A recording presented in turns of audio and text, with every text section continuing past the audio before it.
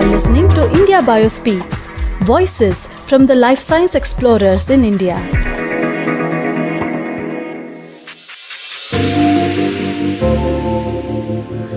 Hello and welcome back to In Conversation with a Mentor, on the stories of some path-breaking mentors across the life science research community.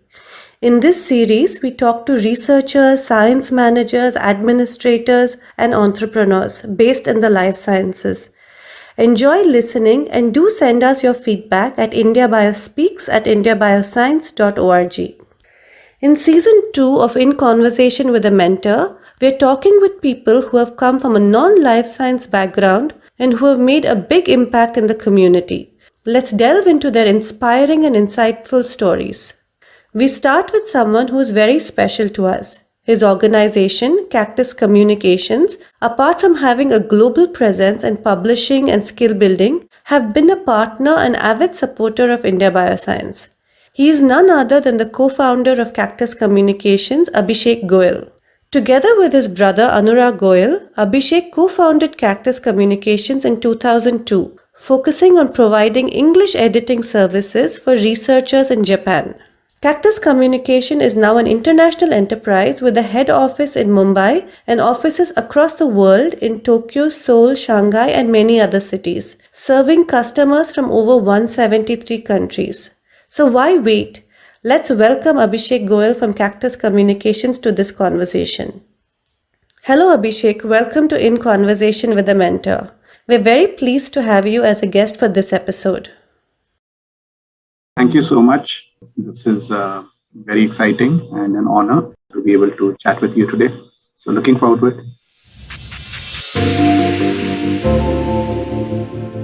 Abhishek, Cactus is now at a very interesting position, growing rapidly in both geography and breadth of activities. But let us rewind a bit to the start. Can you tell us a little bit about your journey?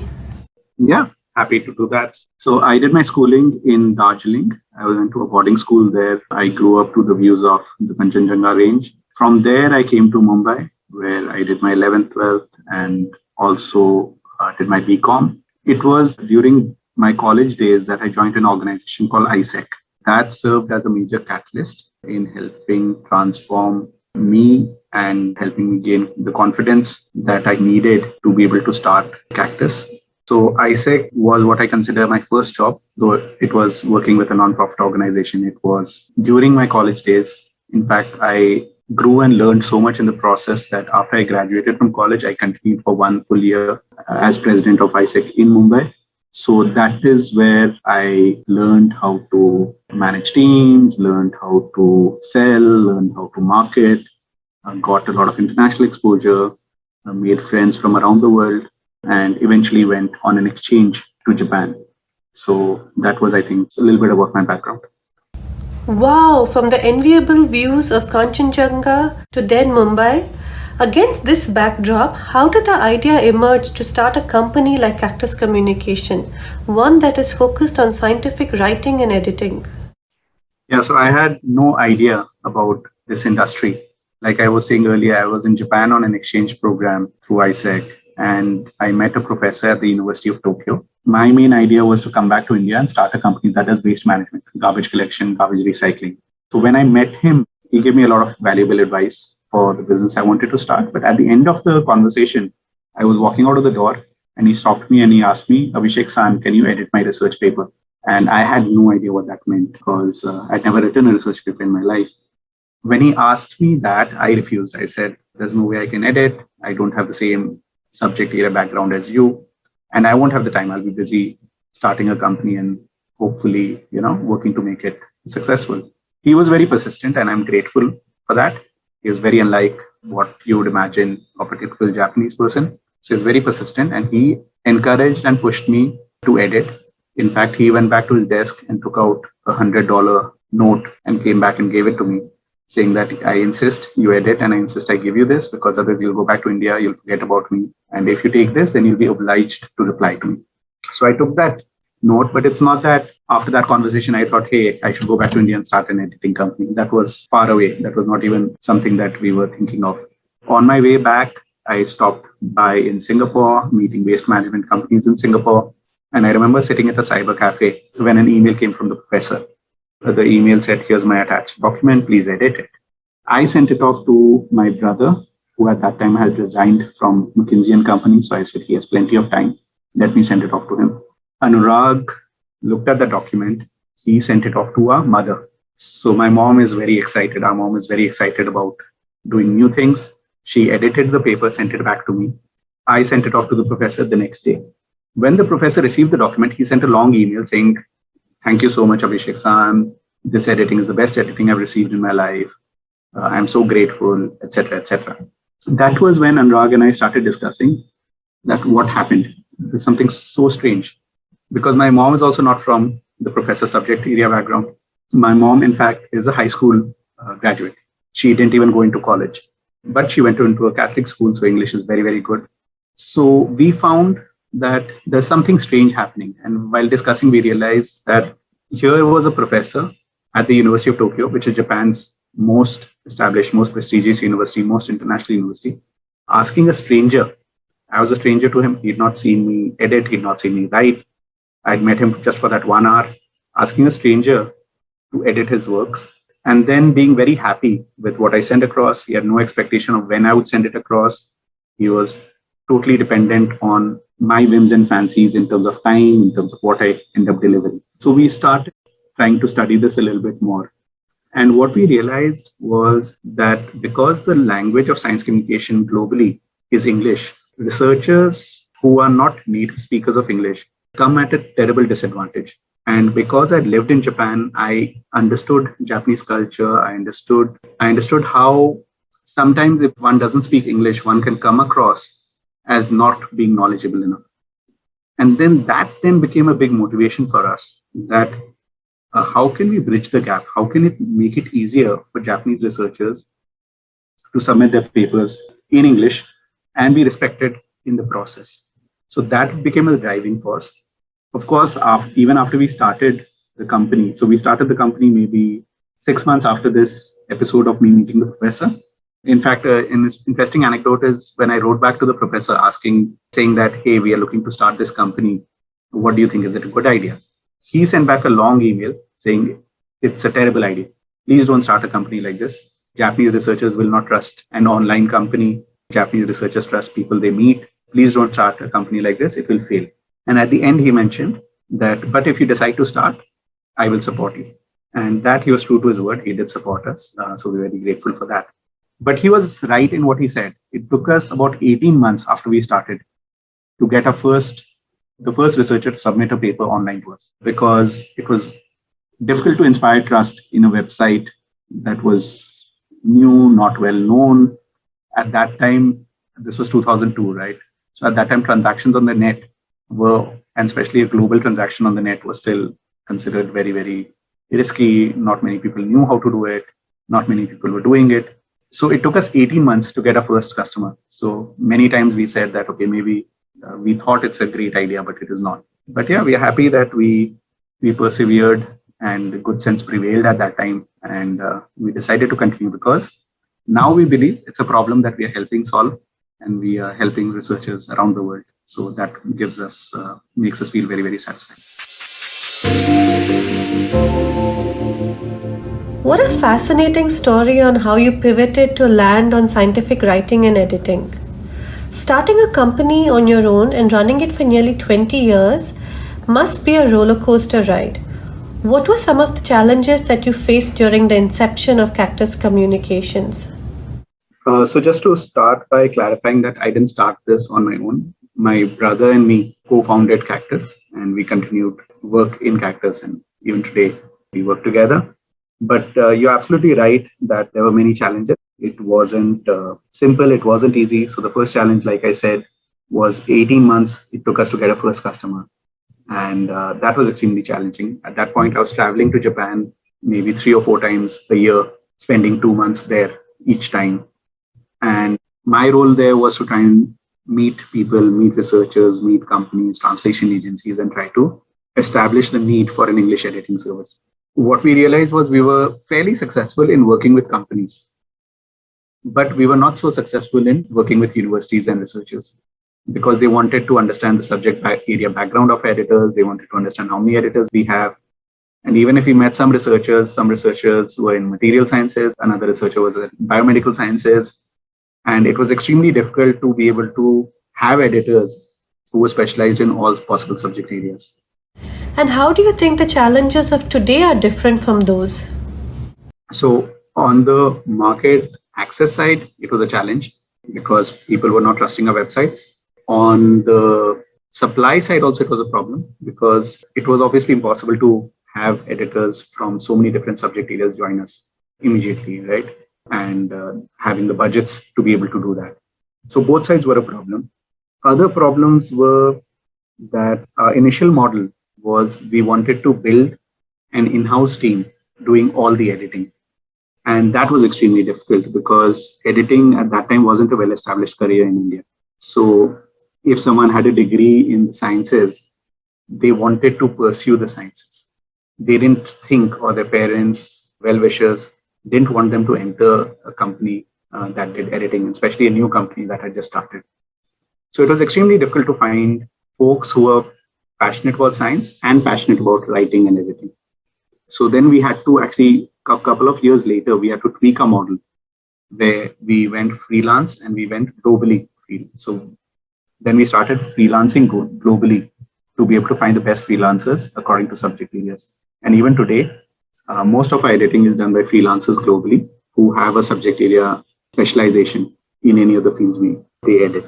So that's how we overcame the challenge around having enough editors to edit the kind of work we started receiving. We were clear, of course, that we wanted to provide editing services by experts because out of that experience, we said that no researcher should be subject to asking Abhishek, who's not from his subject area, or Abhishek sending off to his mom.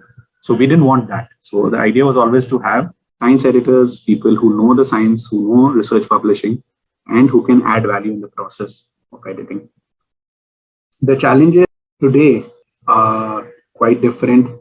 So we have since moved from scientific editing. We've expanded and work in many other areas, including science communication. So when we started out, we were only working in the space of pre-publication. That is, if researchers need to get published, they would come to us and we would help edit and make their research of publishable standards. Now we also work in post-publication. We also work with pharma in medical writing. So there are various areas we work in. Each of those areas are unique, are different, and bring its own sets of challenges. But it's an exciting journey. You have a unique vantage point, Abhishek. Having come from a sort of outsider position, did you find it challenging to make inroads into the life science community? And for someone who might be in a similar position, how did you overcome these challenges? So you're absolutely right. It was initially challenging because we didn't understand the details of being a researcher, of what it meant to publish research. But in some ways, it was also an advantage because we talk these days that if we knew, if we were from the background, we would have never started the company because we would have found it difficult to imagine that we would be able to imagine in 2002, if we were imagining we want to recruit freelancers from around the world, from different subjects, serving 500 different subject areas, and be able to allocate the right paper to the right freelancer, we would have given up. It's impossible. But because we didn't know so much then, initially when we started, we said that anyone who's good in English, who has a degree in English, can edit. So that was the first phase. And then gradually, as we learned more and more, we kept changing the model and the way we delivered. So being an outsider, sometimes it's an advantage because you don't know all the challenges. So you are a little naive and you enter in thinking that you have all the answers and you solve all the problems. So that is an advantage, but it is extremely important at the same time to recognize you're an outsider. And you asked about advice. So I would say what we did was we read a lot about the industry. We spoke to a lot of researchers. We were always asking and always learning. So I think that is something that any outsider entering a new industry needs to do. So while the advantage is that because you don't know so much, you are not paralyzed and you're able to actually work and tweak to try and make things better. But if you arm yourself with the knowledge after you decide to start, then it's always beneficial because then your scale up is better and faster.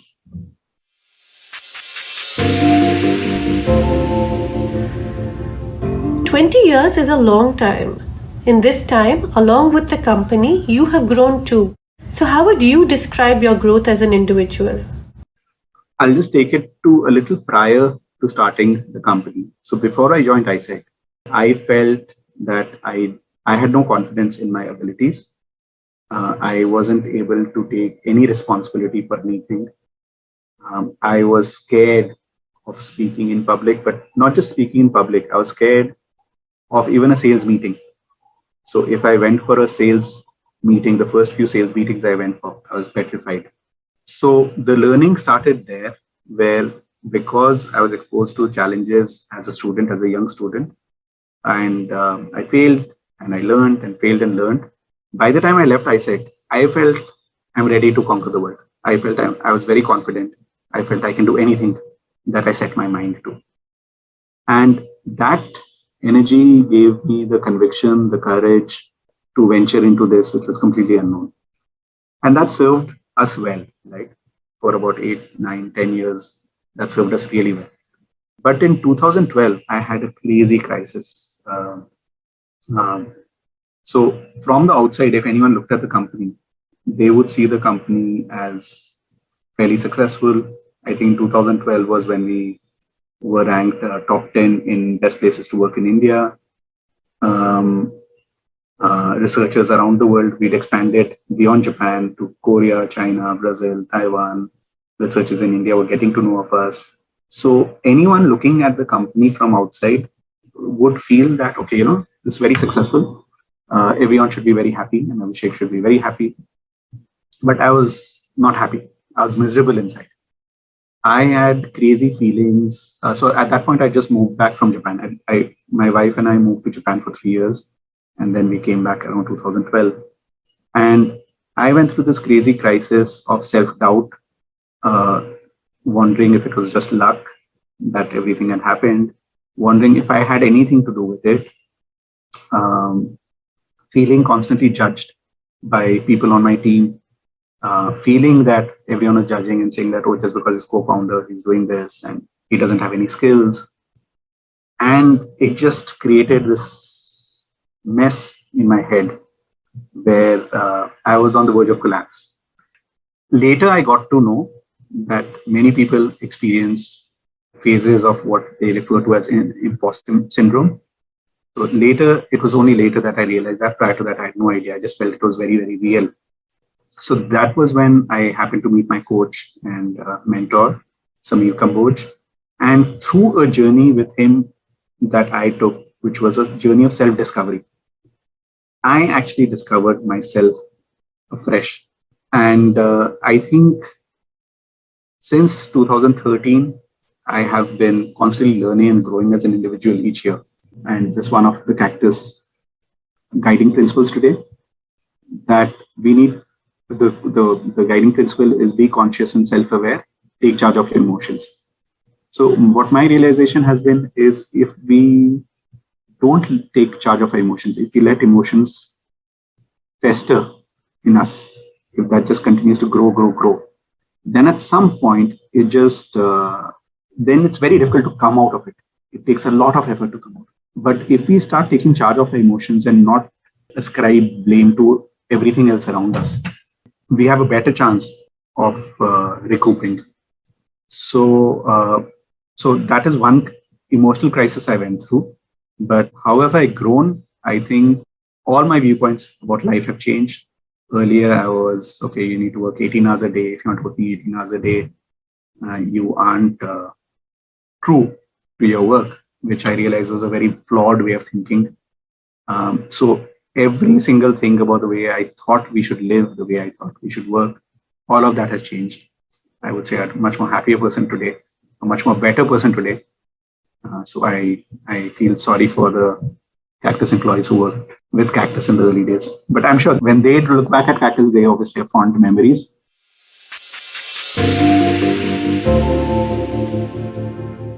Thank you for that refreshing honesty, sentiments that many will find relatable. Cactus Communication has been broadening its gamut of activities, working with institutions, governments, covering a variety of topics. So, what does the future look like? So when we started out, we started with the researcher by accident, as I mentioned earlier. But over the years, we've just grown to understand and learn, meeting hundreds, maybe thousands of researchers collectively as an organization. And the way we think of the company moving forward is we are dedicated to helping the researcher. We think that there are a lot of challenges that a researcher faces that the researcher should not be facing. Say, when it comes to grant funding and constantly facing rejection, when it comes to publication, when it comes to establishing impact for the research. And as we know, 80% of research papers are not cited. So there are various areas where we think researchers currently have challenges that no one is looking seriously enough to try and solve. Another big area is skill development and mentorship. So I think there are some very good, very strong mentors in academia. But unfortunately, there are also many researchers who don't have access to strong mentors in academia. And this is true worldwide, not just in the Indian context, it's true worldwide. So we are currently working on platforms that help the researcher improve their own productivity so that they have time to focus on research. So the platforms we're working on to improve the productivity, the platforms we're working on to improve their skill, to provide mentorship support, to provide a general sense of camaraderie amongst other researchers. An average researcher spends about 60% of the time. If they spend 6 hours looking for papers to read, they spend 4 hours actually reading them. Again, that's a proportion that doesn't make sense. So how do we really bring the top 3 papers that any researcher should read to stay on top of their research every single day? So these are various platforms we're working on. We're bringing it all together in an umbrella called researcher.live. We are also working on launching, and it's actually live right now, paperpal.com, that is a writing assistant for a researcher. We know that many researchers use a tool called Grammarly, and what we found lacking in Grammarly is it doesn't understand or deal with scientific content well at all. And any researchers use Grammarly will understand that. But because there are no strong alternatives, researchers continue to use Grammarly. So PaperPal right now is also being used by many publishers, academic publishers. We have what is live right now that researchers are finding useful. So all of this is work in the area of helping researchers improve their productivity. And what are those new platforms that you're working on? There are 2 other areas that I'd like to briefly talk about. One is science communication. So we're extremely passionate about science communication. We think that there's a lot of research that is applicable that people can use. So research that you can use in your life, right? So policymakers can use research, patients can use research, caregivers can use research, even management professionals can use research. But because research is written and published in academic journals, research is written for specialist to specialist communication. So we are trying to create videos, infographics, plain summaries, media summaries, summaries for policymakers, so that research is better consumed.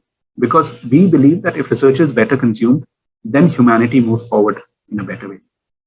So that's an area that we're extremely passionate about. We're currently working with organizations globally, universities globally, and starting to work with funders to improve the availability of research in terms that a wider audience can understand.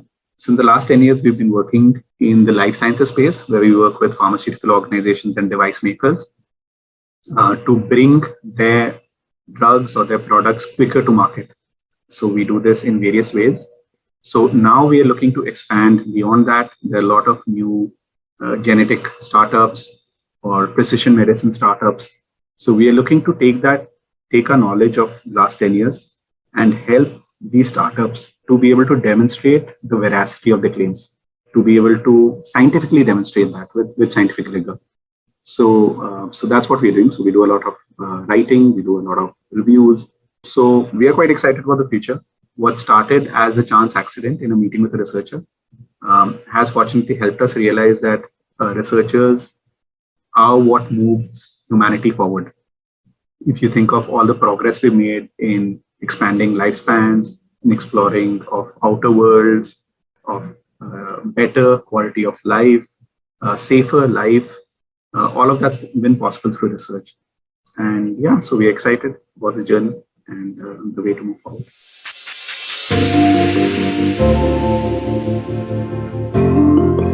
Those are some great points. It's lovely to hear from someone who has such a vision for the community. Looking to the future, what are your hopes for science communication? So I think the new science and technology policy that the government's rolling out, that's a fantastic policy, and it's very, very forward-looking. The challenges we faced in the past have been that science communication was not considered something important in India previously. I believe that we are seeing that is changing very, very rapidly. So that is what we're excited about. The other challenge in India with respect to science communication is because India is a country of many languages. So that brings about some complexities in science communication for towards larger audiences. So that's a second challenge. Funding for science communication, though it's improving, it is still something that deserves to be looked at. We believe the new science and technology policy is forward-looking and it will expand funding towards science communication. But I think that would be the third area. I believe the India Bioscience team is doing some fantastic work in science communication, in upskilling. And I think, it is through the formation of organizations such as yours that overall across India, there'll be a greater focus, emphasis on research as a culture and on better science communication.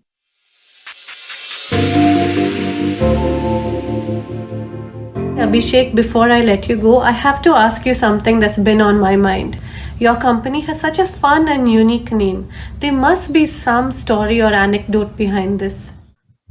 When we thought of the name Cactus, we had heard of stories where companies go abroad and what they decide to name the company doesn't necessarily mean the right thing in the culture that they're operating in. So we decided to do a quick check in Japan because that was the first market we were operating in. And what we learned was a small potted cactus plant is often given as a simple gift to someone because it's low maintenance. It's something, otherwise, if you give someone a plant, you're giving them a big responsibility. We liked that thought. So it's called Saboten no Hachi. Saboten is cactus, Hachi is a pot, Saboten no Hachi, small pot of cactus.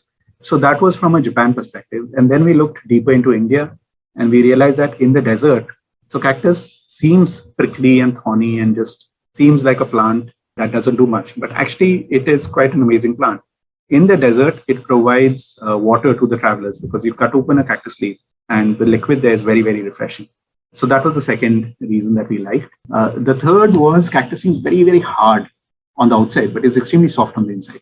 So we felt that, that's the kind of organization we want to be. We want to be long, enduring, sustaining. It just survives without needing to be handled. And it's soft on the inside. So our culture is extremely soft. It's extremely warm. It's extremely welcoming.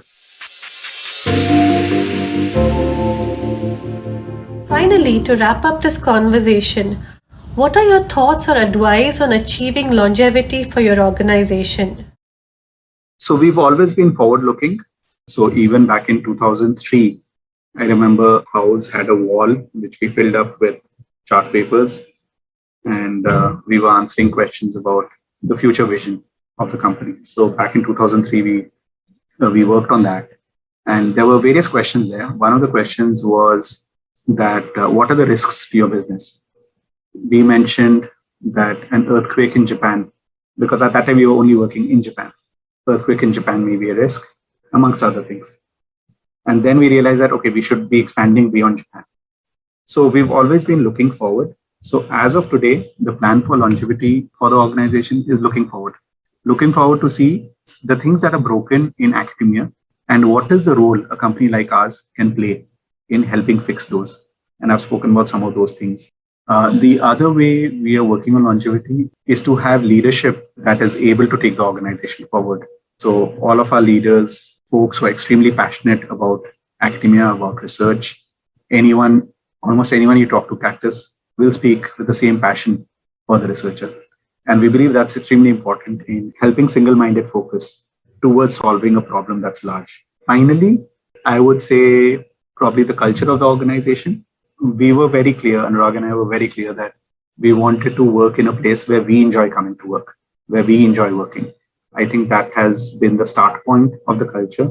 Through the last 2 decades, all the folks who've come have contributed positively to that culture of what is really an empowering place to work at. And I believe that if you're doing these 3 things well, that is an eye on the future, what are the challenges that are going to emerge in the future that exist today, and how do we work towards fixing that? The leadership teams that you have, many of them are homegrown, many of them are from outside. And finally, the culture that you have that allows people to perform to their fullest potential. So these are 3 things that we believe will help in the longevity. Thank you, Abhishek, for joining us today in this episode of In Conversation with a Mentor. We really appreciate that you took time out from your busy schedule to talk to us about your career journey. You have an incredible career path, which I'm sure will inspire many in the community who are looking to start something independent, be it a lab, be it a company, be it a project. We also appreciate the honesty and clarity with which you have spoken about your journey. Many will find your story relatable and useful. Once again, thank you very much for joining us. Thank you all for listening to India Bio Speaks in Conversation with a Mentor.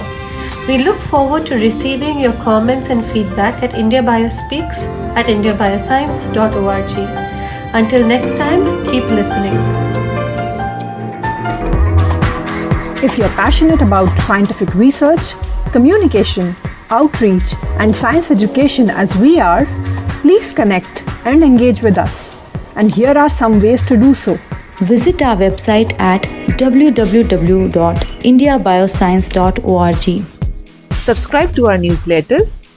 Write for us and join our online discussion forum at discuss.indiabioscience.org.